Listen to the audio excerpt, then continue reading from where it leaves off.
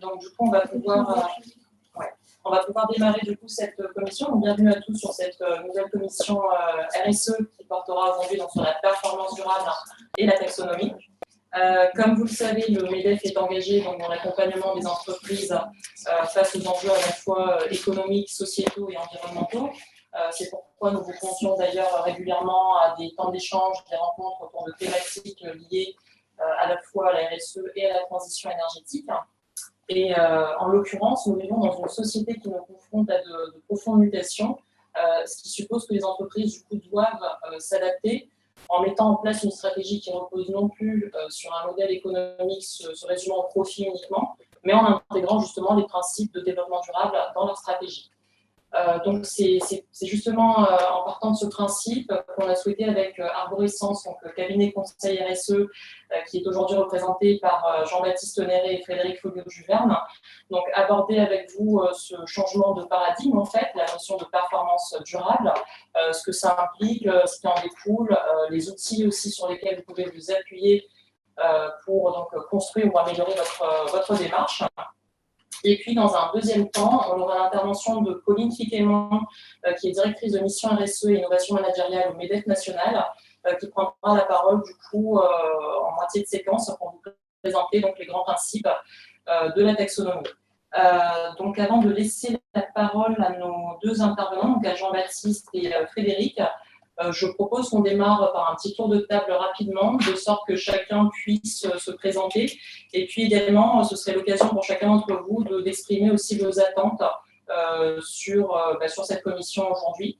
Donc, je propose qu'on démarre peut-être le tour de table par ceux qui sont présents ce matin en distanciel. Samantha, je vous laisse la parole pour démarrer. Je viens tout juste d'arriver, mais à peine depuis une seconde. Donc, si on peut commencer par quelqu'un d'autre. Ok. Alors, Véronique. Je me lance, ouais, c'est ce que j'allais dire. Bonjour à tous, Véronique Rondel. Vous m'entendez bien? Oui, très bien. Super. Donc, Véronique Rondel, je suis responsable communication et RSE pour les brasseries de Bourbon. Et je n'ai d'autres attentes que celle de renforcer ma culture générale sur le sujet de la performance durable. C'est des sujets que je connais assez bien et voilà, pour lesquels j'ai pas mal travaillé avant et que je continue de porter du coup pour les brasseries de Bourbon, mais c'est plus pour voir échanger avec aussi les acteurs locaux sur les pratiques et ce qui se fait en la matière. D'accord, très bien. Merci Véronique. Pierre, on vous laisse la parole. Oui, bonjour, oui, Pierre Garnier, je suis au bureau de change à Gilo et je suis très impliqué dans le RSE, même je suis en train de lancer une monnaie locale rayonnaise. Donc, très impliqué dans le RSE qui m'intéresse beaucoup. Super, merci Pierre. Monsieur Boisdin. Bonjour, donc moi je suis référent RSE à Canal Plus International, à Canal Plus Réunion, excusez-moi.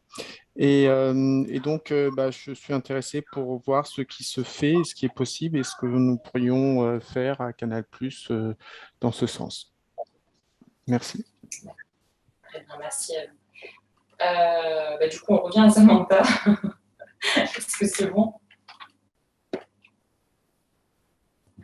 Oui, pardon, Samantha Nahama, Guillaume Atoudi. Moi, je travaille également, je suis directrice générale de Canal Plus Réunion et on a pas mal de sujets ayant trait à la RSE et notamment de diminution de notre empreinte carbone qu'on est en train de regarder. Et pour le coup, moi, mes attentes, c'est plutôt de la culture générale et voir effectivement ce qu'on peut retirer, apprendre de cette commission. D'accord, super, merci Samantha. Et du coup, Pauline, je te laisse la parole également. Oui, bonjour, donc Pauline Fiquemont, je suis directrice de mission sur les sujets RSE au MEDEF et j'anime également la commission nouvelle responsabilité entrepreneuriale du MEDEF, qui est à la fois un volet accompagnement des entreprises, décryptage, guide, promotion de bonnes pratiques et un volet plus lobbying de suivi des textes au niveau national, mais également européen, qui prennent pas mal de place ces derniers temps. Merci, Pauline. Donc, du coup, je propose de poursuivre le tour de table par les personnes qui sont en présentiel.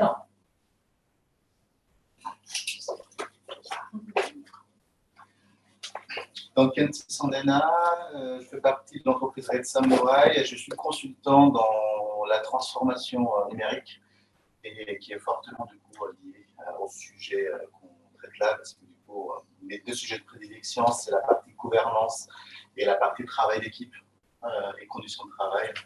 Et ce sont deux sujets qui sont des piliers importants dans la dimension RSE. Donc, moi, mes attentes, c'est plutôt je connais peu finalement le sujet. Je vais rester dans son ensemble, donc c'est plutôt découverte. J'entends beaucoup sur le terrain avec une intervention sur la transformation digitale. Je sais que les deux sont assez liés, donc c'est plutôt monter en compétence sur le sujet. Isabelle de Malvesti. En fait, j'essaie d'imaginer, de mettre en perspective le feng shui avec la performance durable, plutôt sur la partie bâtiment. Je pense que le parallèle va se trouver très très facilement. Donc, je suis là pour écouter les attentes des uns et des autres, les problématiques, et je pense que je vais trouver mon argumentaire très très facilement. Voilà. Bonjour, Christian Merendol, directeur commercial Citeva, du groupe Carpaille Environnement, futur restaurateur sur Saint-Denis, donc à l'affût de tous les nouveaux textes et nouvelles lois qui peuvent être RSE et aménagement du territoire et surtout de pouvoir moins polluer. Chez nous, on est déjà en train de changer. Tous nos véhicules vont passer hydrogène dans très peu de temps. C'est déjà un gros effort. Merci. Magali Magard, Air Austral. Donc, nous, effectivement, la transition énergétique nous intéresse très fortement. L'énergie, notamment celle liée au kérosène, est un pilier central dans l'économie d'entreprise. On est soumis à des réglementations et des taxations européennes et internationales qui sont très fortes et pour lesquelles il faudrait pouvoir compenser, mais on n'a pas matière sur le territoire à pouvoir compenser. Donc, effectivement, le sujet m'intéresse. Bonjour, Camille de la planète de santé et cliniculture. On a plusieurs domaines d'action là, sur le développement durable et RSE. C'est pour voir effectivement ce qui peut aider ou changer.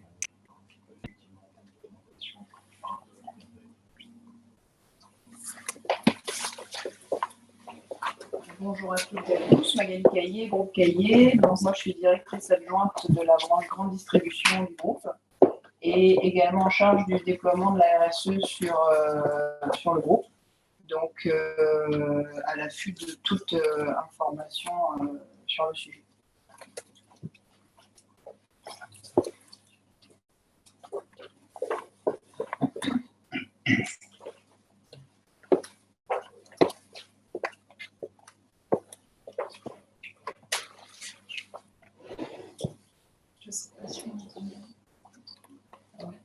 Peut-être tester.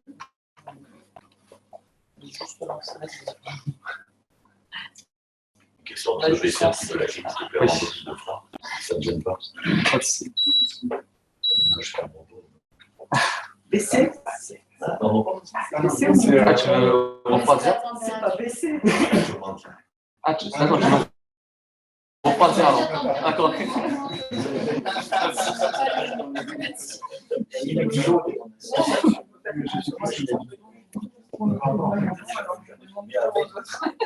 Ah, j'étais à 27. Oui, c'est vrai. Par contre, si on entend. Est-ce que les personnes qui sont à distance,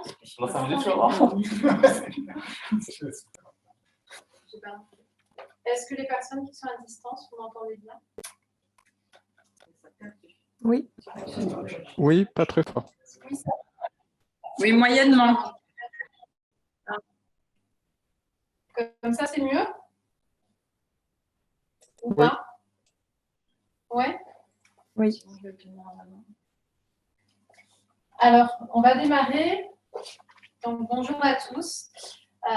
Donc, merci pour votre participation pour cette commission dont la thématique est la performance globale et durable des entreprises.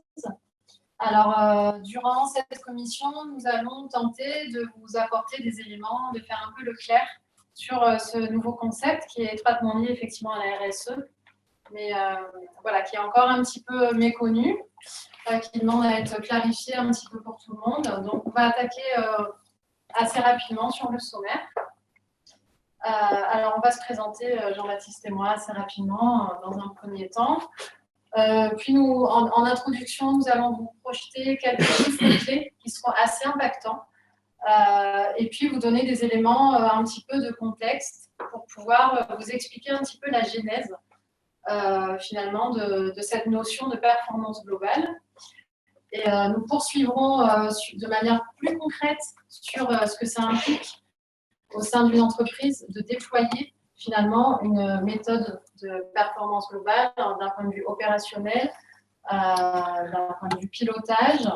Nous parlerons également d'indicateurs de mesure qui vous permettront finalement de démontrer aussi quel est l'intérêt et quels bénéfices vous pouvez retirer de la mise en application de cette méthode. Et puis également, quelque chose de très important, c'est de pouvoir valoriser ces actions que vous mettez en place aujourd'hui dans l'entreprise, les valoriser avec vos parties prenantes extérieures, notamment les investisseurs. Et nous passerons ensuite la main dans un second temps au MEDEF national concernant toute la partie sur la taxonomie européenne. Alors rapidement, pour nous représenter, donc la société Arborescence, on est une jeune société de conseil. On accompagne les entreprises dans leur transformation RSE. Pour ma part, je suis Frédérique Folliot. En termes de compétences, j'ai une solide compétence dans le domaine bancaire qui est couplée à une expérience dans le design d'espace et je me suis formée l'année dernière. J'ai été certifiée Green Management, RSE et Finance Verte auprès de l'INSEE. Pardon. Si j'arrive pas à rentrer en plus.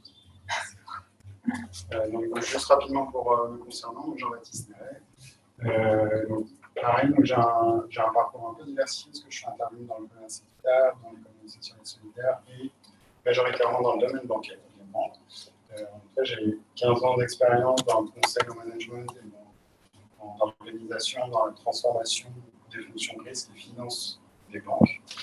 Et puis, et voilà, du coup, j'ai toujours eu un intérêt quand même pour tout ce qui touche à l'environnement, l'économie sociale et solidaire, l'impact qu'on a sur notre environnement. Et donc, du coup, on a créé ce projet l'année avec Frédéric, et c'est vrai que nos compétences respectives nous permettent aujourd'hui de travailler dans du conseil, dans la transformation des entreprises, tourné vers la RSE. Voilà. On va passer à la présentation. Alors, pour poursuivre, n'hésitez pas, je voulais aussi le préciser, si vous voulez intervenir durant la présentation, si vous avez des questions ou des remarques, ou si vous voulez faire le lien avec des choses que vous avez déjà mis en place au sein de votre entreprise, n'hésitez pas à distance aussi à intervenir. Alors, on poursuit donc sur la projection de quelques chiffres clés. Donc, ce qu'on peut constater aujourd'hui, donc tous ces chiffres ne sont pas nécessairement liés entre eux. Ce sont des chiffres qui démontrent de changements, de ce qui se passe au niveau local en termes de conséquences suite au réchauffement climatique. On ne va pas répondre toutes ces notions. Je pense que vous connaissez, vous êtes déjà assez familiarisé avec ces notions. En revanche, ce qu'on peut noter, c'est qu'au niveau local, au niveau national, on a un engagement des entreprises aujourd'hui qui est de plus en plus important, puisque en termes de ratio, on a la moitié, voire un peu plus de la moitié des entreprises aujourd'hui qui sont sensibilisées concernant l'intérêt de la mise en place d'une démarche RSE. Également, au niveau de l'évolution des mentalités, Dans les jeunes générations, on a la génération des millennials, quasiment 80% de cette génération. Aujourd'hui, quand ils recherchent un emploi, ils vont, comme critère, ils vont privilégier une entreprise qui met en place une démarche RSE avant même le critère salaire. Donc, finalement, ce qu'on peut se dire, c'est que la question de s'engager ou pas dans la RSE, elle ne fait plus vraiment débat. En fait, tout le monde est en train de se mettre un petit peu en ordre de marche par rapport à ça. Et il y a des chiffres aujourd'hui qui prouvent aussi qu'il y a un réel intérêt. Bon, on va le décliner de manière un peu plus précise tout au long du support. Et voilà, il y a un réel engouement et il y a une volonté de mieux faire dans ce domaine-là. Faire le lien avec...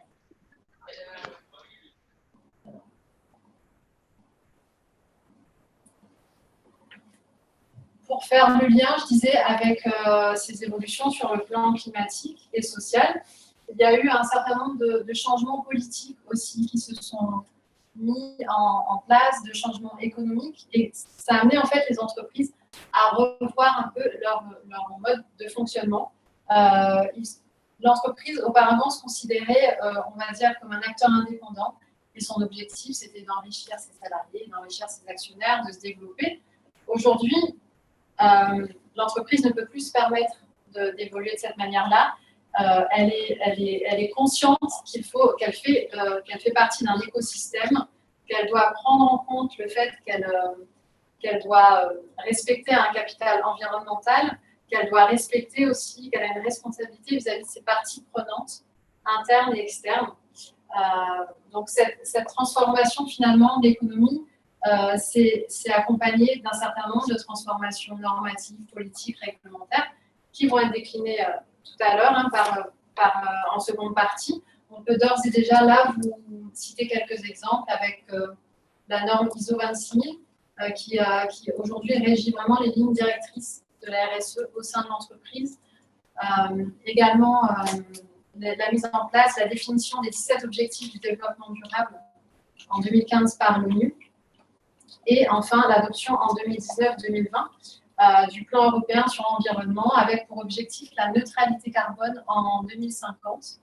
Il faut savoir qu'il y a eu un plan d'investissement de 1 000 milliards d'euros sur 10 ans qui a été établi, ce qui prouve que le gouvernement et les pouvoirs publics se sont véritablement emparés de ce sujet-là et qu'ils incitent véritablement les entreprises à se tourner vers ces enjeux. Donc les entreprises aujourd'hui qui ne prendraient pas ce train en marche finalement, demain pourraient véritablement se retrouver pénalisées et lésées au niveau aussi de toute la réglementation.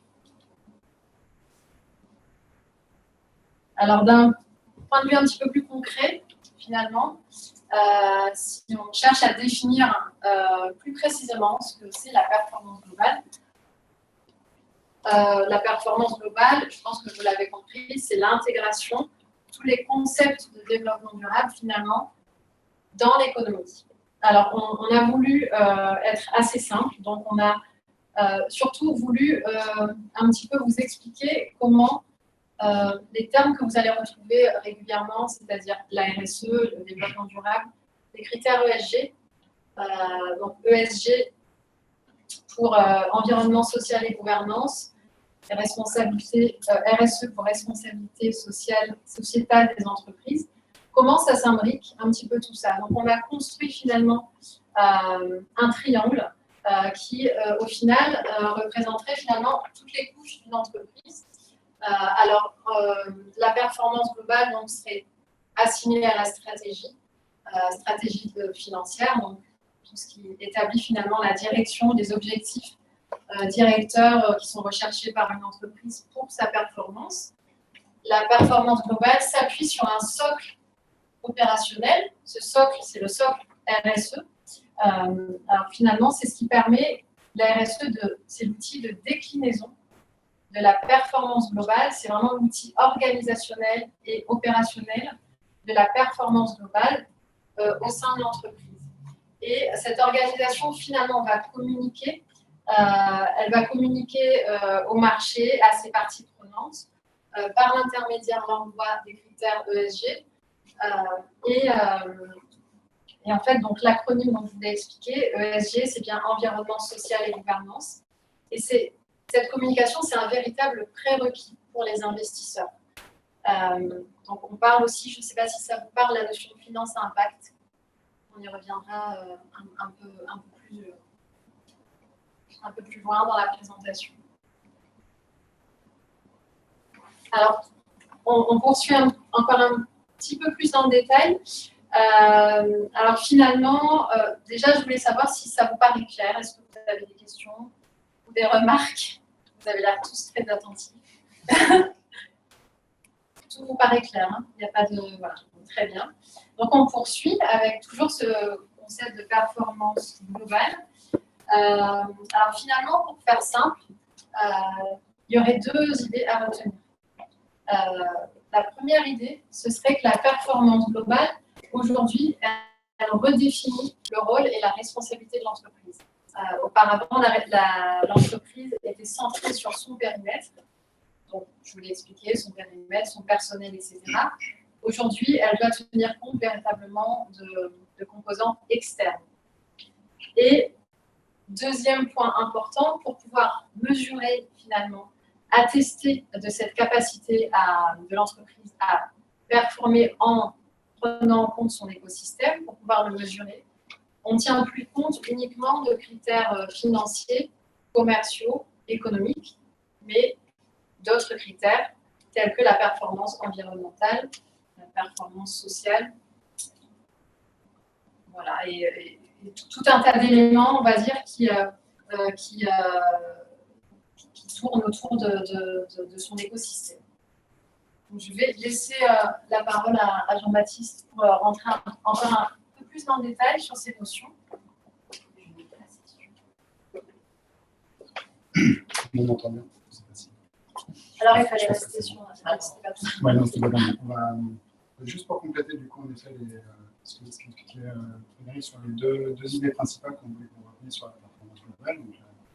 Donc, la première notion, c'était finalement comment l'entreprise conçoit nouvellement son rôle dans cet écosystème et sa responsabilité. Donc, ça repose sur trois axes, pour résumer un petit peu là-dessus. D'abord, l'environnement et la société. En fait, ce qu'il faut avoir en tête, hein, c'est que dans cette responsabilité... Oui. Excusez-moi, on n'entend pas grand-chose là. C'est beaucoup plus loin que la personne. C'est mieux comme ça? Non. Et du coup, j'en profite parce que vous pouvez. Est-ce que la personne qui tient la réunion peut me faire rentrer là avec mon ordinateur?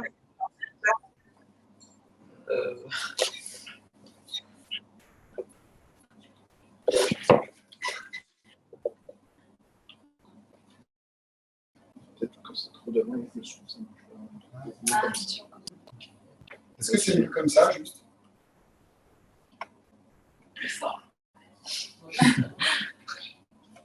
On te voit. Il faut l'énerver. Faut l'énerver.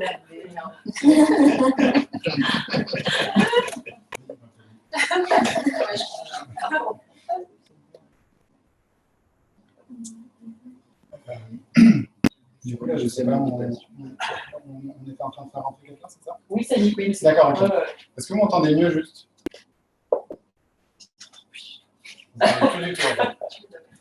Oui, c'est mieux. Si, on vous entend mieux, oui. D'accord, ok. Du coup, je continue. Donc, ce premier axe, finalement, c'est juste avoir conscience que la notion de performance globale, ça tourne autour du rôle de l'entreprise vis-à-vis de ses parties prenantes. C'est un peu ce qu'on essaie de montrer aussi dans le petit graphique à côté à droite. C'est finalement qu'elle prend conscience de son rôle vis-à-vis de l'amont et de l'aval de l'entreprise. Avant, elle était plutôt centrée sur son périmètre de responsabilité propre, donc son personnel, ses équipements, ses produits et services. Et maintenant, du coup, elle essaie d'intégrer d'autres dimensions qui tournent autour d'elle. J'introduisais sur l'environnement et la société. Dans une vision amont et aval, par exemple, en amont, comment je vais tenir compte de mes procédés de production pour respecter l'environnement. En aval, comment je vais plutôt tenir compte de ma manière de recycler mon produit ou de concevoir sa longévité pour y appliquer des concepts d'éco-conception pour faire en sorte qu'il y ait moins d'impact sur l'environnement en aval. On retrouve également du coup à peu près cette même idée sur l'ensemble du cycle de vie du produit, C'est-à-dire qu'avant, on était plutôt centré sur ces processus, ces procédés de production et puis les personnes qui participent.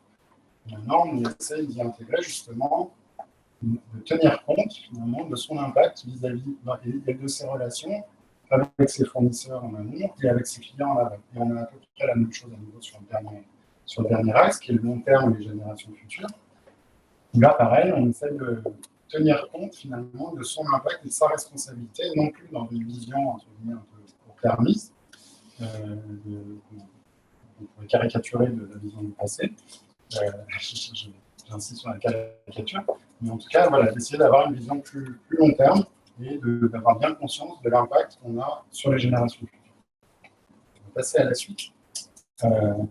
Donc, maintenant qu'on a défini finalement le rôle de performance globale, donc, je rappelle, c'est finalement l'objectif recherché, et on lui associe opérationnellement plutôt la notion de mesure et de pilotage et de stratégie.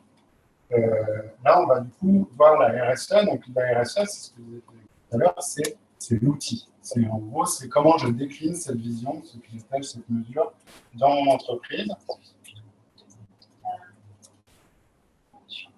Ah oui, pardon. En effet, je suis passé un peu vite sur la slide précédente. Non, c'est vrai que du coup, il y avait donc cette première notion qui était finalement le nouveau rôle de l'entreprise sur son écosystème.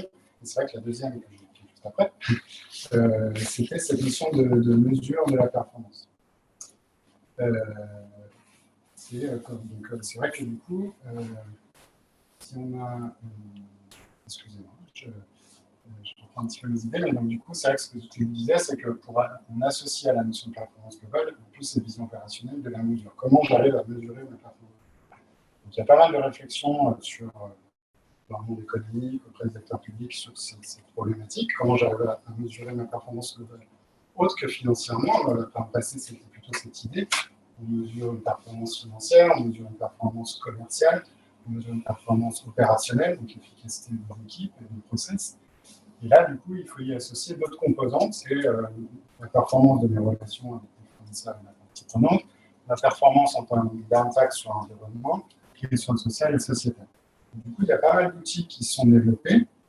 On va en citer quelques-uns. À nouveau, c'est une démarche qui est encore peu mature, finalement, par rapport à la performance globale et dans le domaine économique.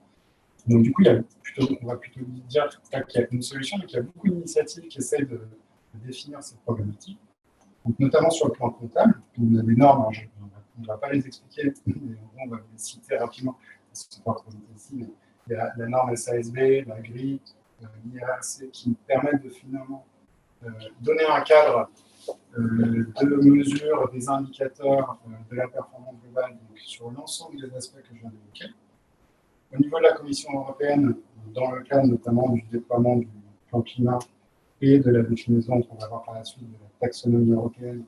Donc là, pareil, la Commission a missionné l'EFRAG, qui est historiquement l'organisme qui définit les normes comptables, pour intégrer justement la dimension environnementale, sociale et sociétale dans les normes comptables. C'est-à-dire que les entreprises, à l'issue de ces travaux, devront publier dorénavant leur rapport financier, leur communication financière, tenant compte de ces trois autres critères et donc de nouvelles normes comptables et extra-financières. Et après, pour terminer juste en termes d'exemple, une autre initiative récente qui nous a paru assez innovante, qui est peu connue, elle est définie par une organisation qui s'appelle Plan for the Planet. Je ne sais pas si vous connaissez cette organisation qui œuvre beaucoup dans le domaine de la politique globale et de la lutte contre le réchauffement climatique. Et du coup, elle a défini un concept qui permet de justement valoriser les entreprises qui réduisent leur empreinte carbone. Donc, elle a inventé pour ça un concept qui s'appelle le dividende climat. Donc, en fait, c'est plutôt de dividendes de rémunération des actionnaires sur une logique financière. Là, l'idée, c'est de rémunérer les entreprises sur une logique de comment elles arrivent à réduire leur impact carbone. Donc, du coup, ils ont dit un dividende climat est égal à 8 tonnes de CO2. Pour toute entreprise qui arrive à démontrer qu'elle réduit de 8 tonnes de CO2 sur ses émissions, elle obtient un dividende climat. Voilà, je passe rapidement pour la suite, parce que je sais qu'on n'a pas beaucoup de temps, mais du coup, c'est assez compliqué, le sujet est vaste. Donc voilà, donc, du coup, j'en étais à la RSE, ce que je vous disais, donc il y a ces notions qu'on vient d'exposer précédemment. Et donc la RSE, c'est vraiment l'outil. Donc c'est celui qui permet d'organiser le management, l'organisation, les systèmes informatiques, les hommes et les femmes dans l'entreprise autour de ce concept de performance globale. Donc c'est vrai que du coup, c'est une entreprise donc, qui pratique la RSE va donc chercher à avoir un impact positif sur la société et l'environnement, tout en étant économiquement viable. Donc ça, c'est le triptyque que vous retrouvez sûrement, vous avez déjà vu plein de fois dans la littérature économique. Donc vraiment, c'est cette idée, et du coup, c'est comment on décline ça d'un point de vue opérationnel dans l'entreprise. Donc pour ça, justement, on a voulu partir d'une norme qui est reconnue là, plutôt par tout le monde, qui est la norme ISO 26000, qui est un standard international qui définit justement ce que c'est que la RSE. Donc je vous passe le détail à nouveau des 7 concepts, mais en tout cas, ça repose sur 7 questions centrales, c'est ce qu'ils appellent dans la norme, et qui découle sur ensuite 34 domaines d'action.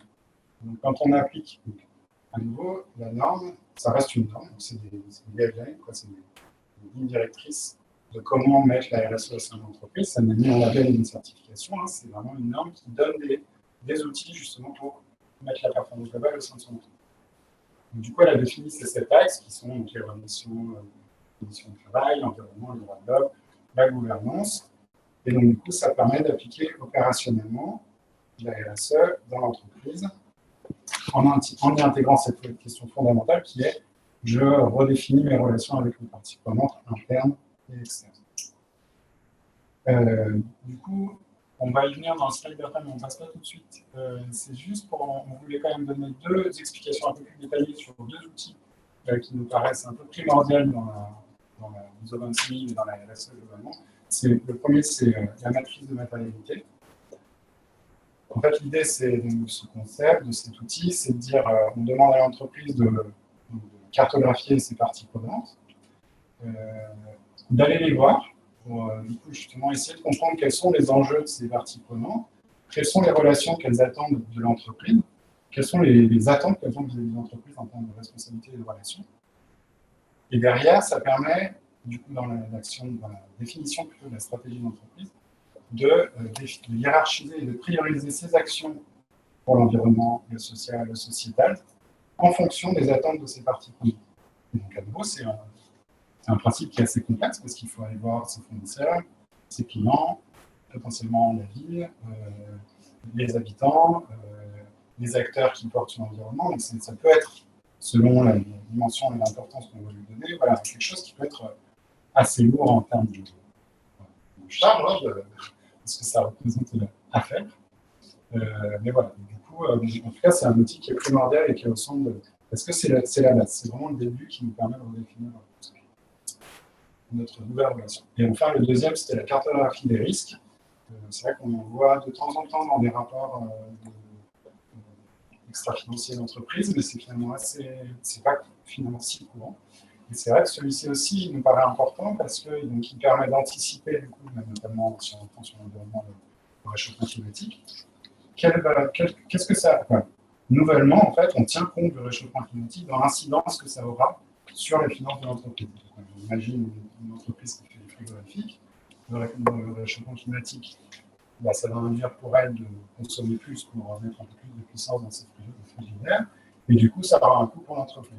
Donc, dorénavant, je tiens compte de cet impact de mon environnement externe pour voir comment ça peut aussi impacter ma propre entreprise et donc également ma rentabilité, ma performance financière.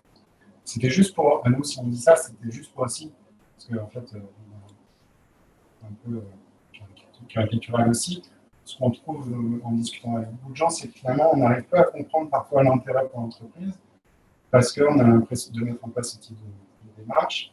Et du coup, on trouve que c'est aussi important que les entreprises prennent conscience que c'est pas juste pour faire joli, entre guillemets, toutes ces initiatives, c'est aussi parce que en fait, on vient redonner une autre vision et on enrichit finalement plutôt la manière de bien gérer l'entreprise par rapport aux personnes. On joue également sur la rentabilité. Donc là, pareil, je ne vais pas passer dans le détail de tous ces outils. Là, l'idée, c'était de vous donner, ça ne reste pas exhaustif, bien évidemment. Mais en tout cas, l'idée qu'on voulait faire ressortir, c'est voilà, quand on parle de RSE, d'outils, globalement, ils se catégorisent tous en 4 grandes parties. 1, la gouvernance, 2, l'environnement, 3, le social, éducation sociétale. Et du coup, dans chacun, on retrouve des outils qui sont plus ou moins nécessaires selon la taille de l'entreprise, sa culture, ses objectifs. Tout ça n'est pas, en fait, on ne parle pas d'une batterie d'outils que tout le monde doit déployer, on parle d'un certain nombre d'outils existants. Chacun va définir en quoi ils sont pertinents par rapport à la stratégie RSE qu'on a définie. Donc, bref, si on les prend rapidement, il y a la gouvernance avec la cartographie des risques et des parties prenantes, mais également dans la nouvelle relation des actionnaires et des dirigeants dans la manière dont ils tiennent compte de ces 3 autres critères que sont l'environnement social et sociétal. On a aussi plein d'entreprises maintenant qui commencent à mettre des objectifs environnementaux, sociaux et sociétaux dans la manière de rémunérer ces dirigeants. Donc, vraiment au bout de la logique, ils sont pleinement impliqués dans l'environnement. Et enfin, voilà, je passe, mais l'environnement, on a bien évidemment le bilan carbone, la mesure de son efficacité énergétique. Sur le social, on a des problématiques d'inclusion, de formation, de discrimination, d'équité salariale entre les hommes et les femmes, enfin sociétal avec l'impact sur l'emploi et le soutien à la culture et les loisirs. Moi, je suis une petite précision par rapport à ça. Du coup, on va peut-être pas m'entendre. C'est juste une petite précision. En fait, c'est de dire qu'il y a des centaines de manières de déployer finalement une démarche RSE dans une entreprise. Ces 4, on va dire, ces 4 thématiques sont incontournables, mais une démarche RSE peut aussi bien concerner une grosse entreprise qu'une toute petite entreprise. Je ne sais pas si pour tout le monde c'est assez clair, voilà, mais chaque démarche est unique. Et en fonction de votre stratégie, vous aurez des outils que vous choisirez qui seront plus ou moins pertinents. Voilà, c'est juste ça que je voulais préciser, parce que je ne sais pas si c'est clair en fait. Si c'est clair pour tout le monde, tout simplement. Après, si vous avez, encore une fois, si vous voulez rebondir et s'il y a des choses qui vous parlent par rapport à ce que vous avez déployé déjà, des réflexions que vous avez, c'est peut-être le moment aussi de partager ensemble. De toute manière, tous ces points-là, on va les retrouver dans tous les labels ou dans toutes les certifications RSE. Ce sont les piliers centraux que l'on retrouvera systématiquement.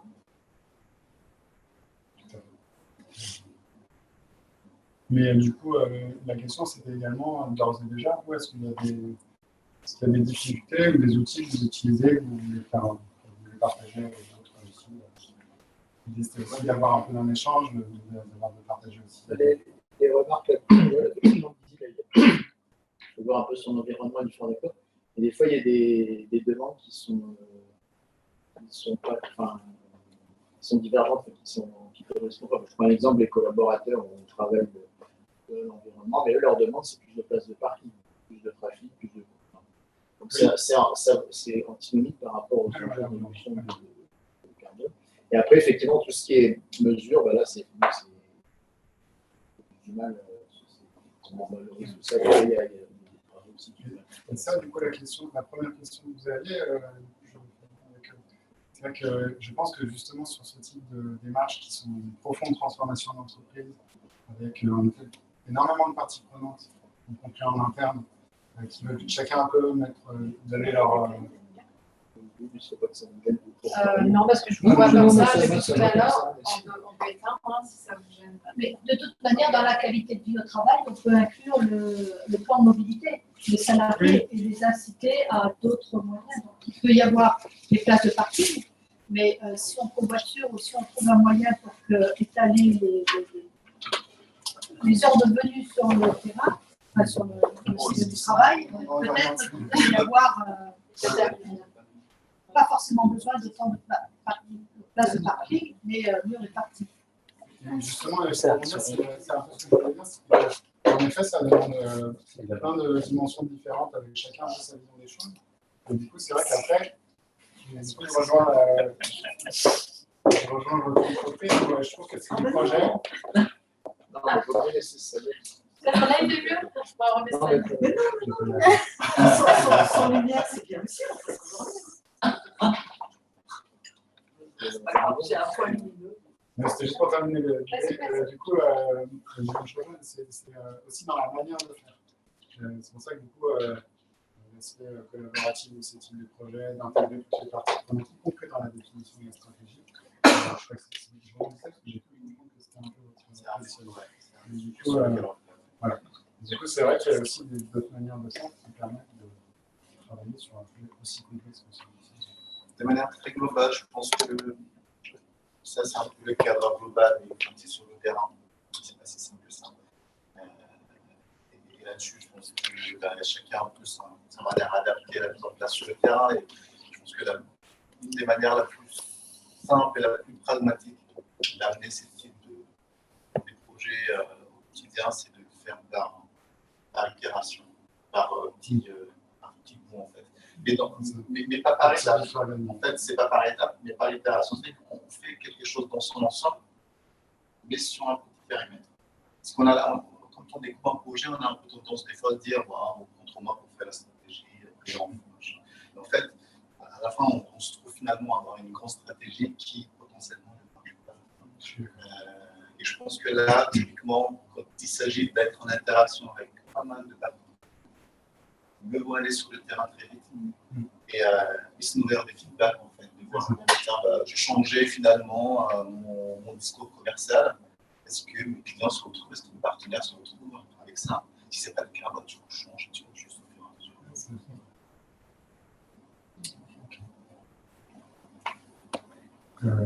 On va continuer. Du coup, je sais pas si... Merci en tout cas. Du coup, quelle motivation pour les entreprises? Du coup, c'est...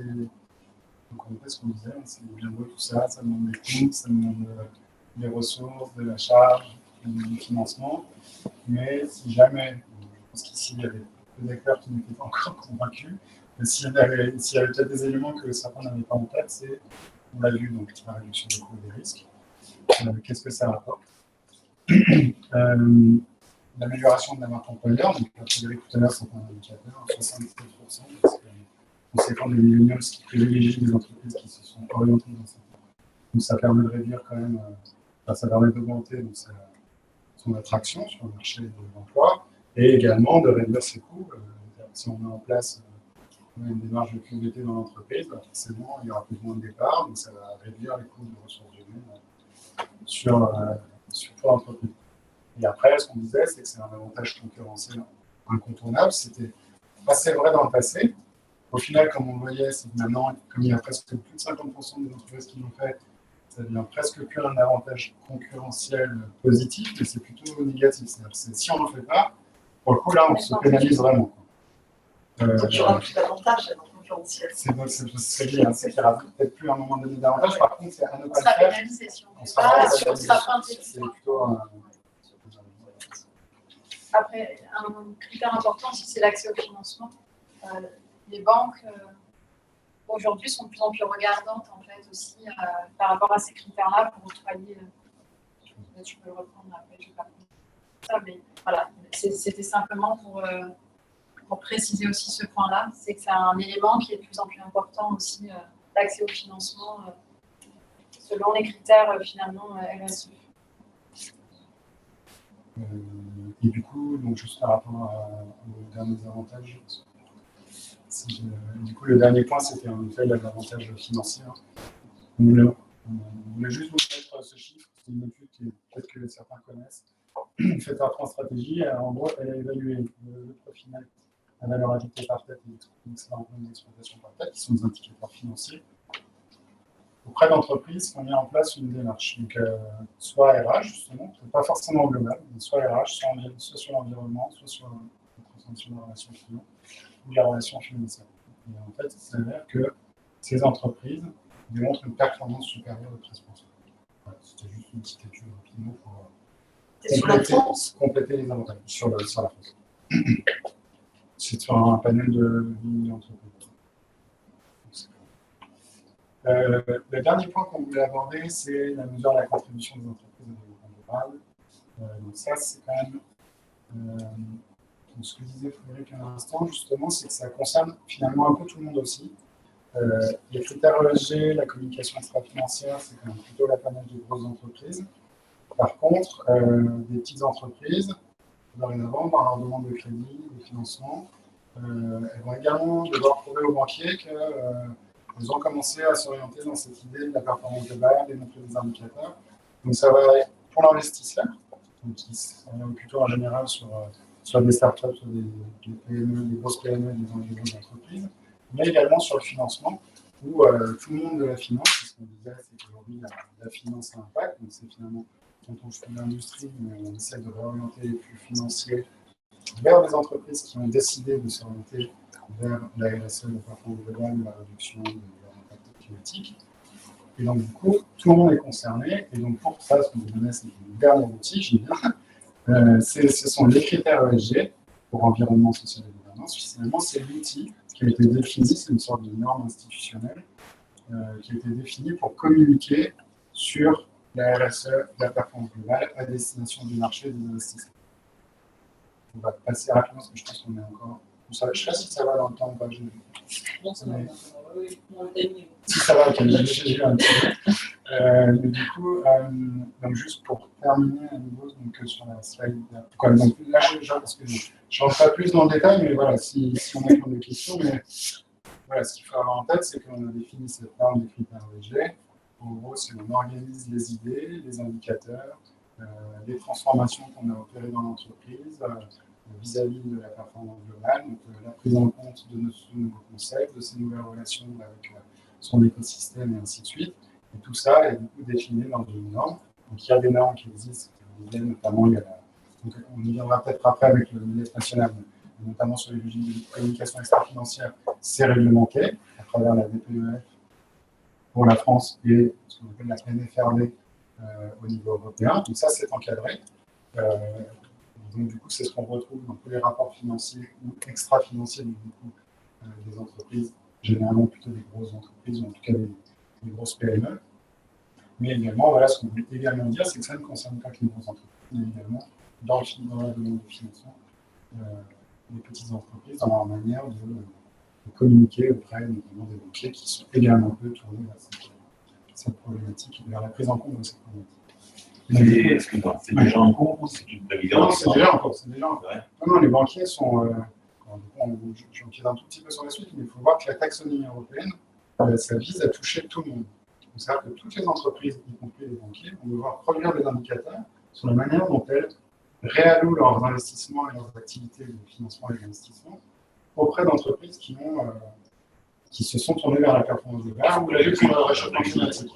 Donc, du coup, c'est plutôt. C'est pas l'inclure dans. Il faut qu'on inclue dans notre guideline si on va dire. Ah, c'est oui, pardon. Ah, oui, dans la démarche, oui. En effet, c'est que dorénavant, on aura, je pense, plus facilement accès à du financement si on arrive à démontrer qu'on a mis en place des indicateurs que si on l'a pas fait. Parce que, du coup, dorénavant, y compris les banques vont devoir déclarer auprès, notamment de la Commission européenne, des régulateurs qui les touchent, ces mêmes indicateurs. Donc, ça, j'empiète un petit peu sur la scène d'après, donc donc voilà, juste pour terminer rapidement, là pareil, c'est un panel de labels et de certification. Le but, c'est pas tous les voir. La seule idée qu'on voulait essayer de faire passer, c'était de dire, avant, on avait plutôt des labels généralistes, quand on les a toujours d'ailleurs, notamment Lucie, qui repose sur l'ISO 26000. On a beaucoup de réglementations qui sont définies, j'en ai parlé. Et donc, du coup, on était plutôt dans cette idée un peu généraliste parce que, notamment, les concepts n'étaient pas encore totalement matures. Plus on avance dans le temps et plus les entreprises s'accaparent en fait ces problématiques de la performance globale, plus on a le besoin des entreprises d'avoir des labels plutôt spécialisés.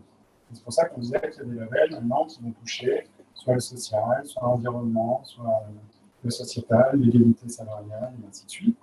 Et en fait, la dernière évolution qu'on a depuis quelques années, elle répond encore à un besoin de spécialisation pour tenir compte des spécificités soit d'un secteur, soit du territoire. Donc le secteur, on le voit, il y a des labels RSE pour l'immobilier, pour l'investissement et la communication. Et pareil, sur le territoire, on a un exemple parfait à La Réunion, qui est le label efficience.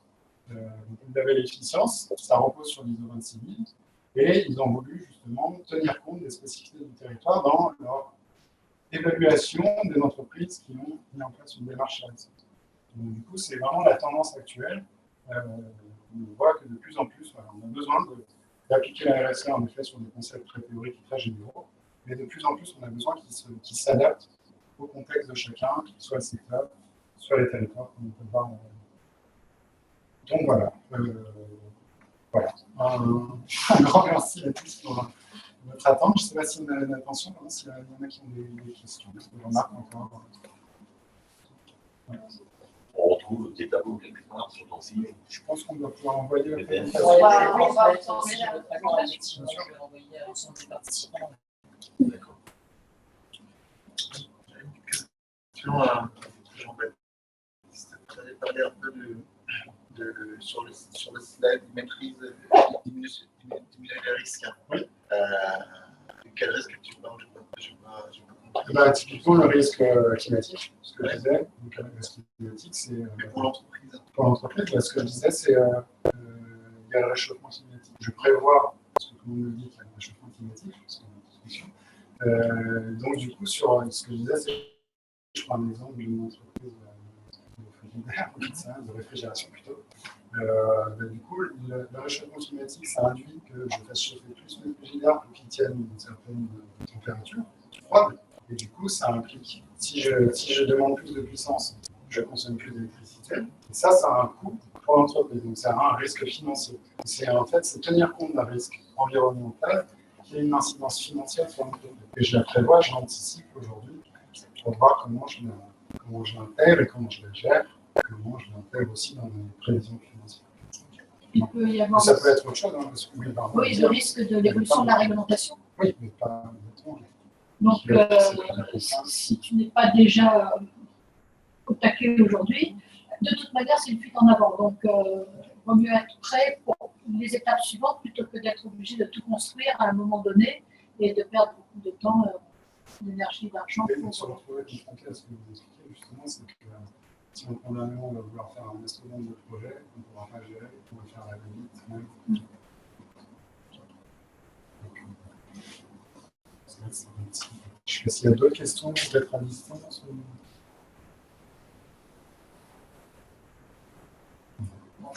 Merci. Du coup, je vais passer la parole à Pauline. C'est ça? Ouais.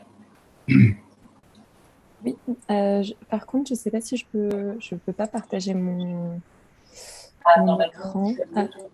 Ah si, c'est bon, je l'ai.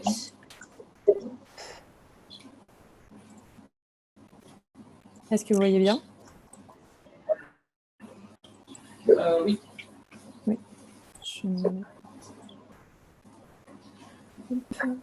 Très bien. Tout d'abord, merci pour votre présentation. Je pense que ça permet en effet de faire un focus sur le règlement taxonomie qui, comme ça a été précisé avant, est un des relativement nombreux textes qui vont renforcer les obligations de publication de données.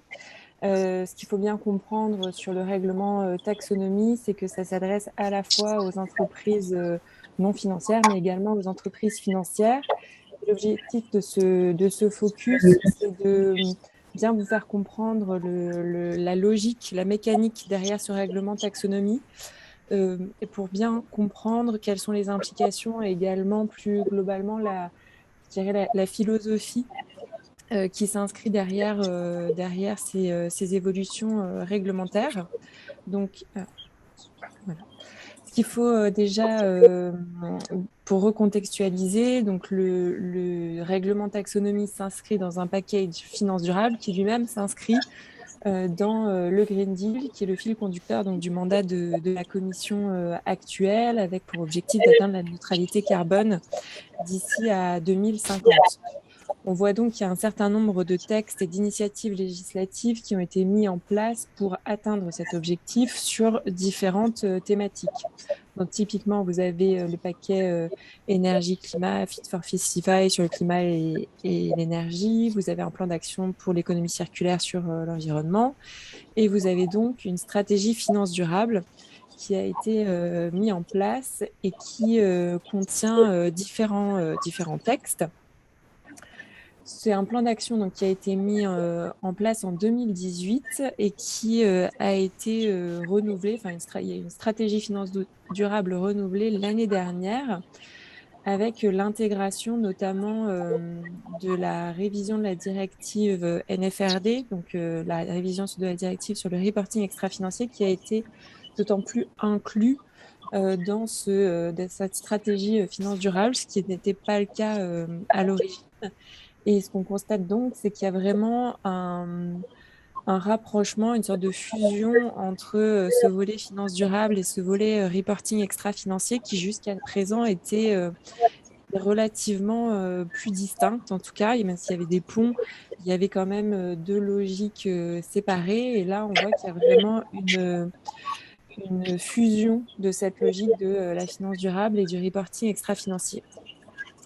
Sur cette stratégie finance durable, vous avez trois piliers principaux. Le premier, c'est donc le système de classification des activités durables, c'est-à-dire la taxonomie verte, que je vais présenter un peu plus en détail.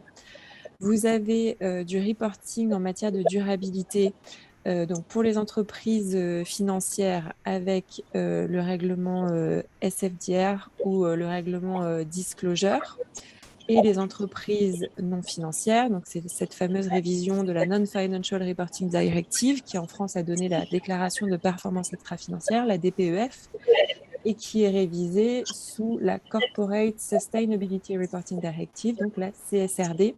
On constate aussi là le changement de dénomination. On passe d'une logique de non-financial reporting à une logique de sustainability reporting, qui est aussi un indicateur justement de ce rapprochement entre le financier et ce qu'on appelait l'extra-financier jusqu'à présent. À noter aussi que le système de classification donc des activités durables, c'est-à-dire la taxonomie verte, sont également des obligations de reporting que je vais détailler juste après. Et vous avez également des outils, différents textes qui concernent plus directement les instruments financiers avec, par exemple, le règlement benchmark, des standards sur les green bonds, également plus de réglementation sur l'écolabel. Ce qu'on entend par écolabel, qui est un label qui existait déjà au niveau européen et qui est plus large que les produits financiers, c'est que justement, il y a un renforcement d'obligations sur le volet financier pour que justement des instruments financiers puissent obtenir en fait ce label, cet écolabel. Sur la logique du règlement de taxonomie, ce qu'il faut bien comprendre, c'est qu'en fait la logique, la finalité vraiment du texte, c'est le reporting des acteurs financiers. Pour ce faire, ils vont avoir besoin d'informations de la part d'entreprises et ça crée donc de manière indirecte, même si c'est très directement dit dans le texte, mais en fait ces informations dans le cadre de taxonomie ont pour utilité finale le reporting des acteurs financiers.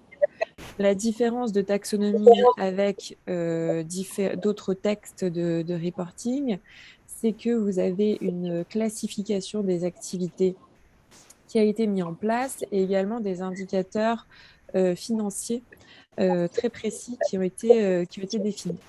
Donc la logique se fait en 3 temps, c'est qu'il y a d'abord une définition des critères environnementaux et des critères techniques pour chaque activité qui entre dans le cadre de la taxonomie qui sont définis.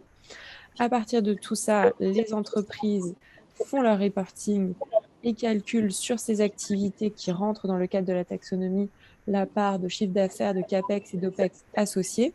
Et enfin, les acteurs financiers utilisent cette information pour calculer la part durable de leur portefeuille.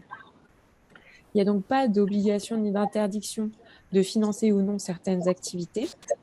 C'est des obligations en fait, de reporting qui s'imposent à la fois aux entreprises financières et non financières et qui permettent de donner des indicateurs. L'objectif final est en effet d'orienter les financements vers les activités durables, mais vous n'avez pas d'obligation d'interdiction de financer plus ou moins ces activités, surtout que vous allez le voir, on est encore dans un cadre qui est en création, avec toujours un certain nombre d'incertitudes, on va dire, en tout cas de précisions à avoir, et sur les activités qui sont visées, et sur la manière dont on accompagne aussi la transition des activités.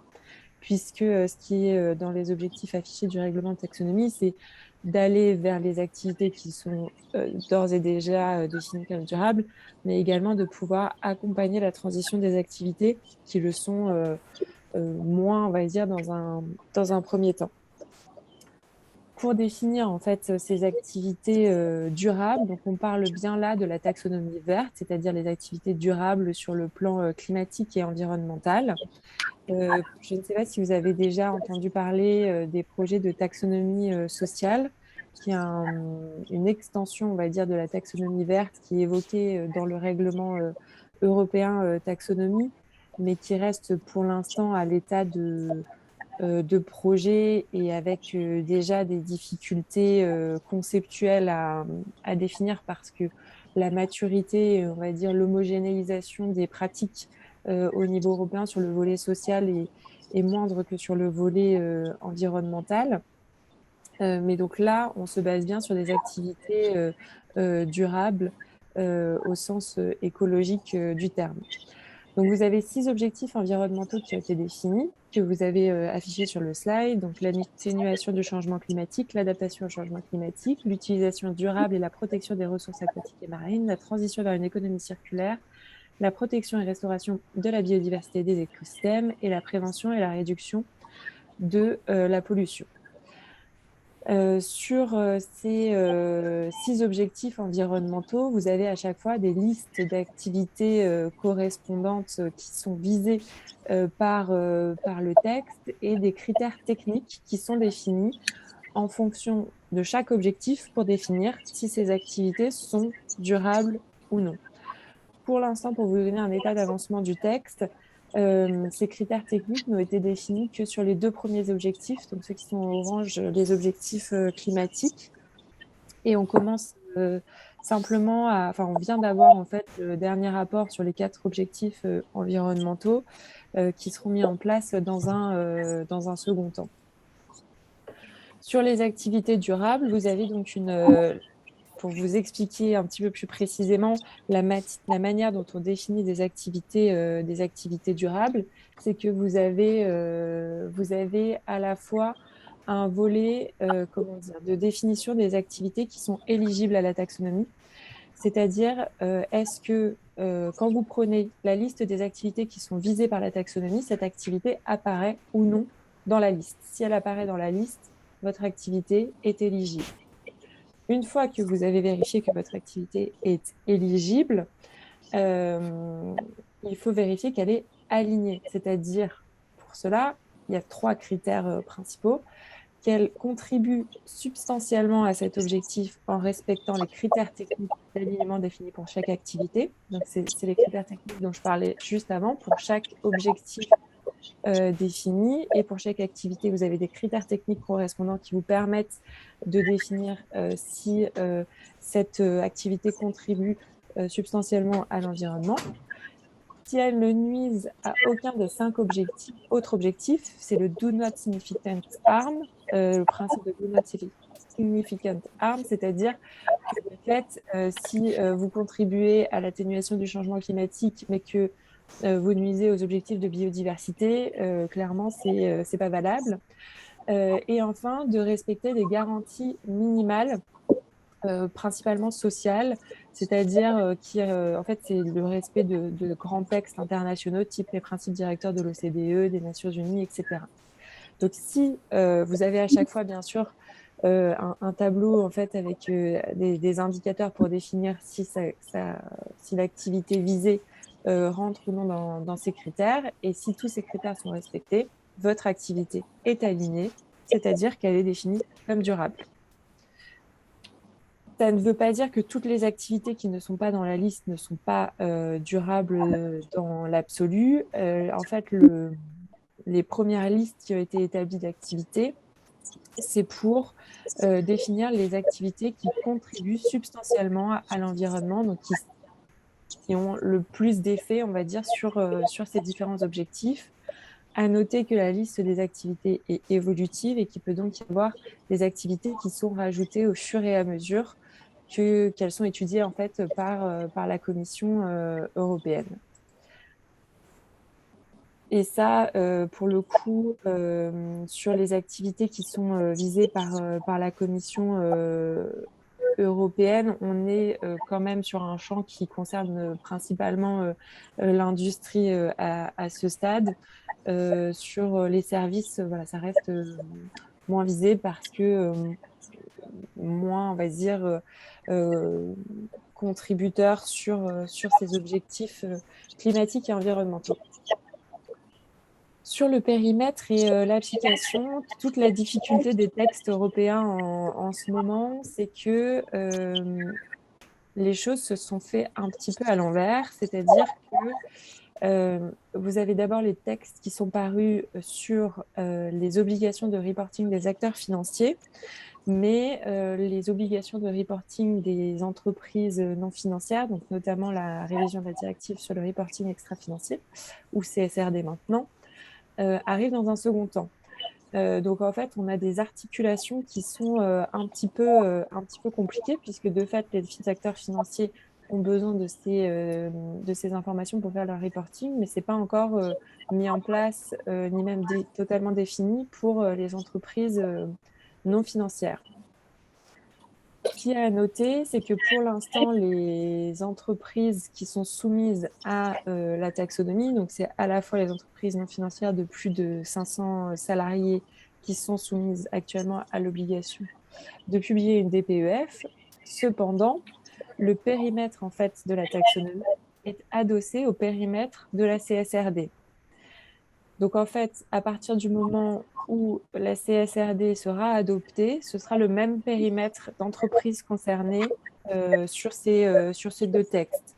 De fait, pour le moment, et il y a a priori peu de chances que ça évolue, les entreprises qui seront visées par le scope de CSRD seront beaucoup plus nombreuses, puisqu'on descendra sur les entreprises qui comptent plus de 250 salariés au lieu de 500, et vous avez des critères également de chiffre d'affaires et de bénéfices nets qui seront définis. Mais donc, vous avez un champ beaucoup plus large en fait, d'entreprises qui vont être touchées. Et vous avez également donc, les entreprises financières qui sont visées par ces reportings, avec à chaque fois des tableaux qui sont propres à chaque type d'entreprise.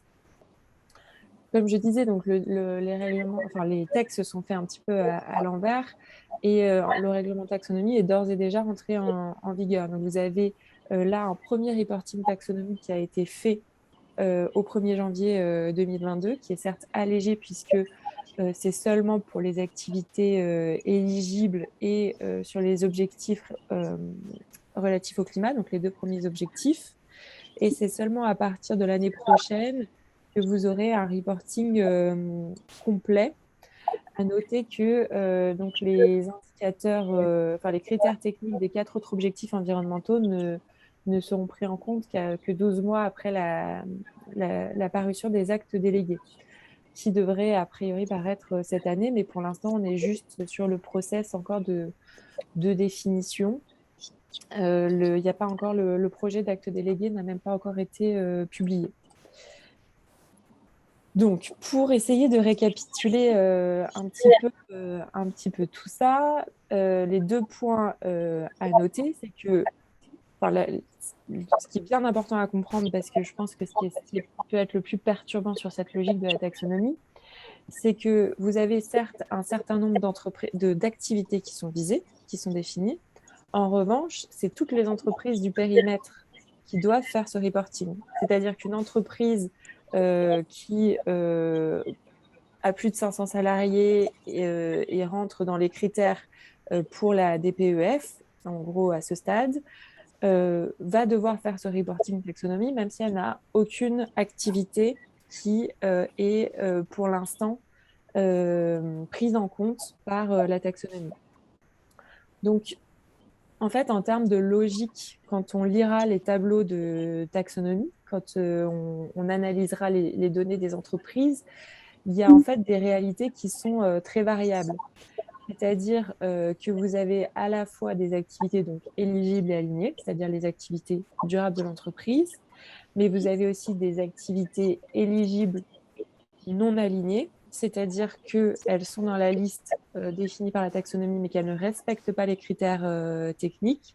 Donc là, pour le coup, ce sera visible sur le tableau du fait d'avoir, puisque vous avez un pourcentage de part d'activité éligible et ensuite alignée, donc on verra la différence entre les deux, et des activités non éligibles, mais qui, là, peuvent ne pas être prises en compte du tout par la Commission européenne parce que ce n'est pas significatif, ou seront pris en compte dans un second temps au fur et à mesure que l'analyse des activités sera faite. Ce qui veut donc dire que, in fine, si on regarde simplement le total de la part des activités durables sans regarder le détail, il y a en fait des réalités très différentes sur le fait d'avoir une part durable faible ou nulle dans le tableau de la taxonomie.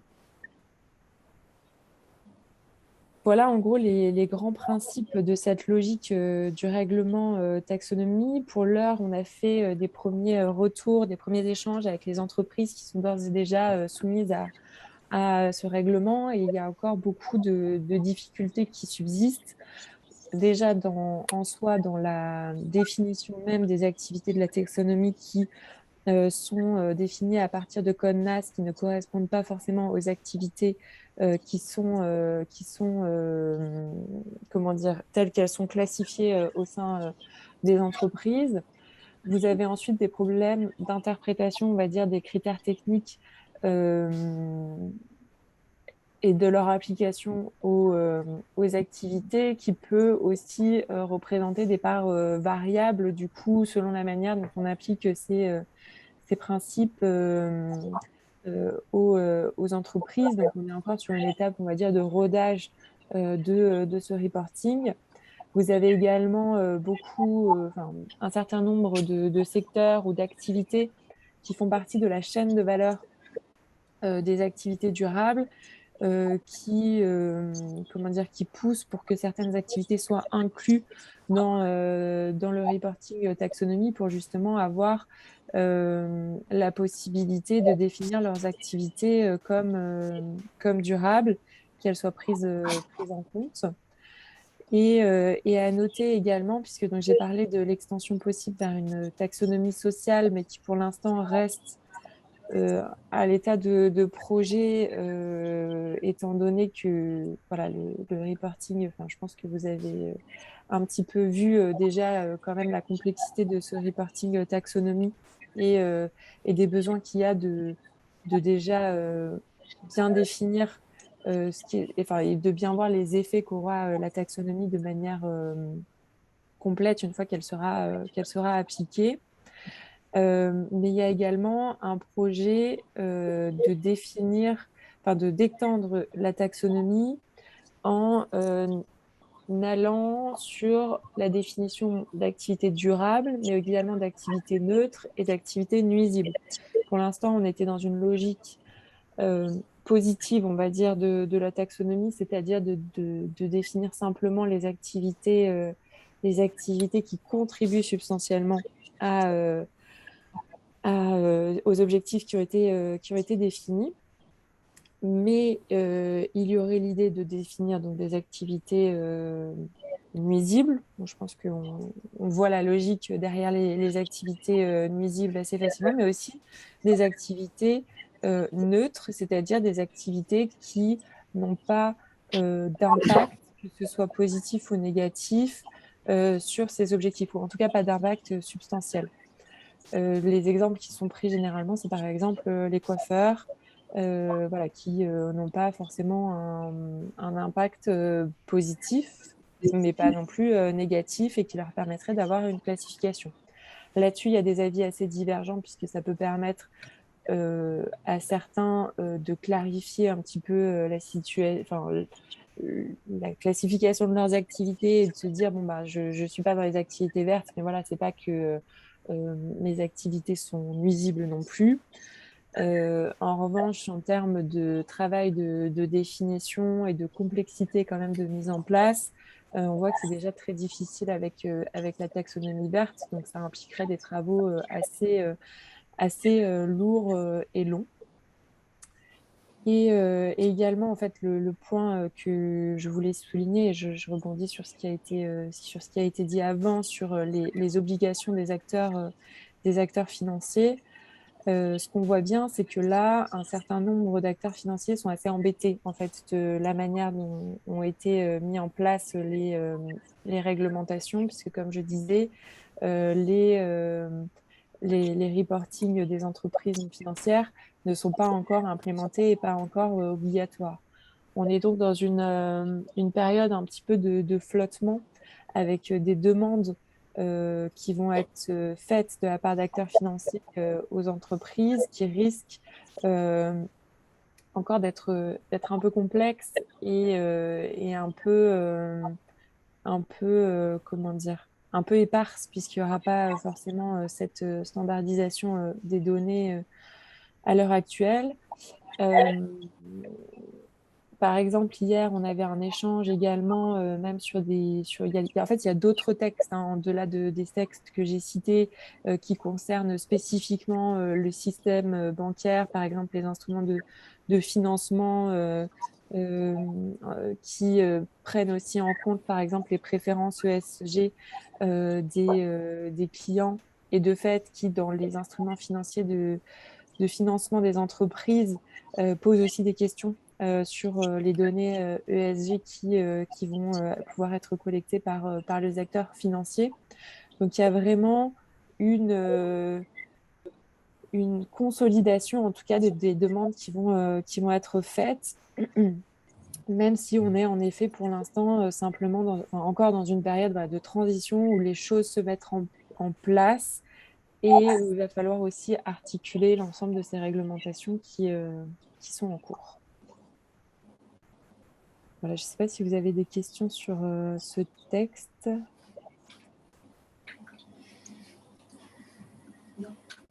Alors, est-ce qu'on a des questions sur les... Oui.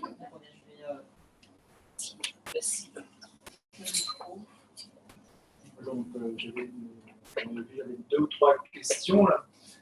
La première, donc, en termes de périmètre, on parle d'entreprise, puis des associations, administrations et compagnie. Est-ce que ça rentre dedans ou c'est encore au point de barre pour elles? Ensuite, deuxième question, à qui se fait ce reporting? Est-ce que c'est une institution? Est-ce que c'est le grand public? Et qui, effectivement, va valider la pertinence de Alors, je n'ai pas tout entendu. Je crois que la première question, pour être sûre, c'est sur est-ce que les associations sont concernées, c'est ça, par ce reporting? On a parlé beaucoup d'entreprises, mais effectivement, est-ce que c'est une entreprise au sens repasse? Est-ce que c'est une entité? Donc, ça peut être aussi une administration, un EPI, une association. C'est uniquement que pour les entreprises, cette réglementation. C'est uniquement pour les entreprises à ce stade. Après, encore une fois, il faudra, comment dire, une fois que la CSRD sera stabilisée, bien reprendre le périmètre. Voilà. Enfin, je ne suis pas sûre que ça évolue à ce stade, mais en fait, le périmètre qui est visé dans CSRD et part en fait de la directive comptable européenne. Et ensuite, donc, la deuxième question. Juste peut-être pour préciser sur taxonomie, si vous souhaitez, il y a une page de l'AMF qui a été faite, qui est en tout cas, je trouve assez claire aussi sur la définition du périmètre, les entreprises visées à ce stade, etc. Et qui est un bon outil, je pense, si vous voulez vérifier que votre entité est visée ou non par ce reporting. Du coup, la question, c'est à qui se fait ce reporting et qui évalue?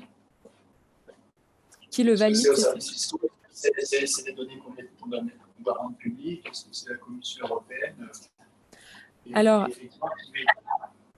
à ce stade, en fait, là, le reporting taxonomie est compris dans la déclaration de performance extra-financière. Elle est donc aussi en France soumise aux mêmes obligations de vérification.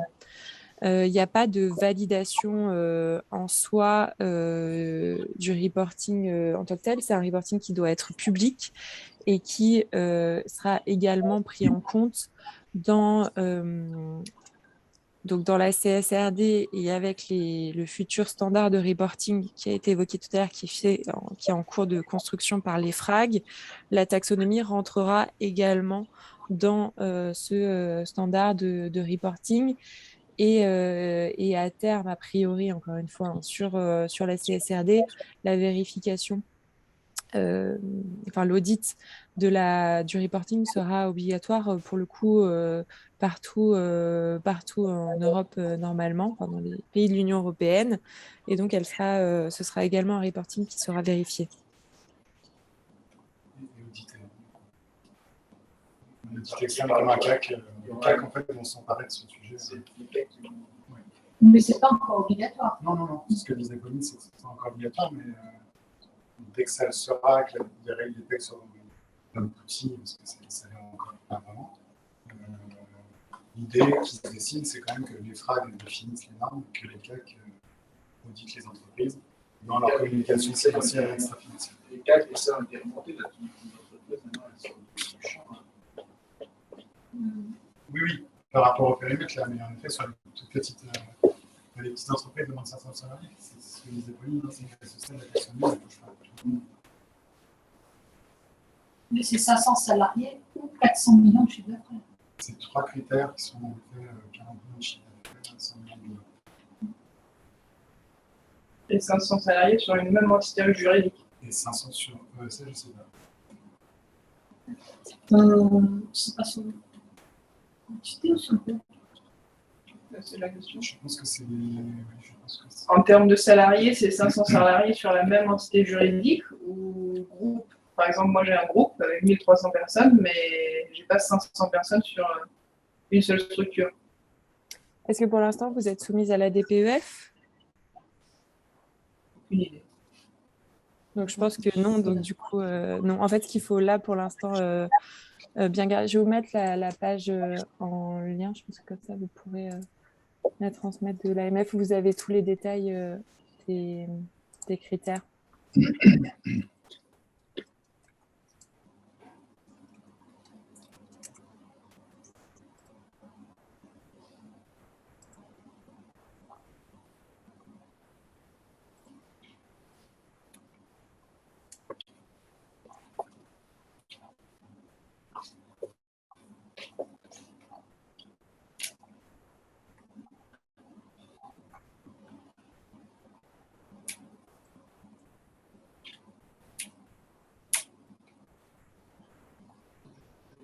Est-ce qu'il y avait d'autres questions? Ou sur CSRD aussi, si vous...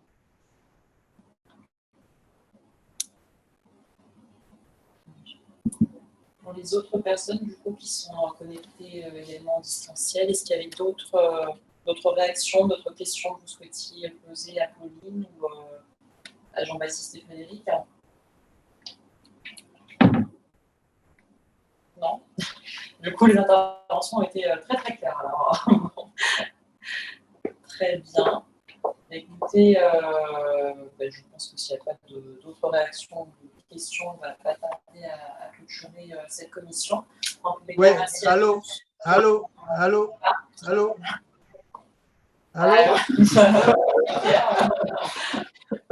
Oui, et quelles sont les sociétés financières qui sont concernées? Par taxonomie? Oui. Alors, vous avez les établissements de crédit définis à l'article 4.1. Honnêtement, je vous laisse, je vous renvoie vers le lien que j'ai mis avec les... Vous avez la liste des établissements de crédit et les entreprises d'assurance qui sont concernés, parce que pour le coup, je ne suis pas assez spécialiste des différents statuts d'entreprise financière pour pouvoir vous répondre de manière détaillée.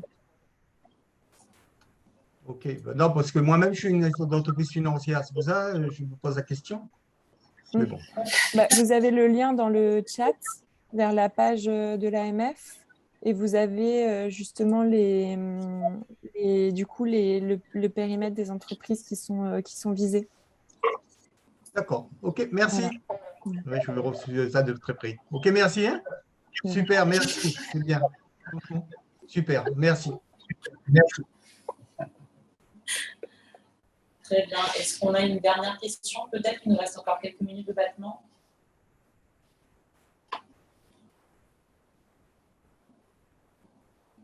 Bon, écoutez, merci à tous pour votre participation sur cette nouvelle séquence aujourd'hui. On vous transmettra du coup les supports de présentation des deux interventions de ce jour d'ici à demain ou plus tard. Voilà, n'hésitez pas à revenir, à passer par mon intermédiaire si vous avez des questions éventuelles qui reviendront, qui sont gérées entre-temps. Et je profite de l'occasion pour vous rappeler du coup la prochaine date à retenir, puisqu'on organise le 11 mai donc un atelier autour de l'économie et de la biodiversité à l'aquarium de Saint-Gilles. Vous avez dû recevoir un mail de relance en ce sens hier. Voilà, donc on espère vous compter parmi nous sur cette prochaine séquence. Et on vous souhaite un très bel après-midi à tous. Merci. Merci. Au revoir. Merci à tous. Bonne journée. Au revoir. Merci, au revoir.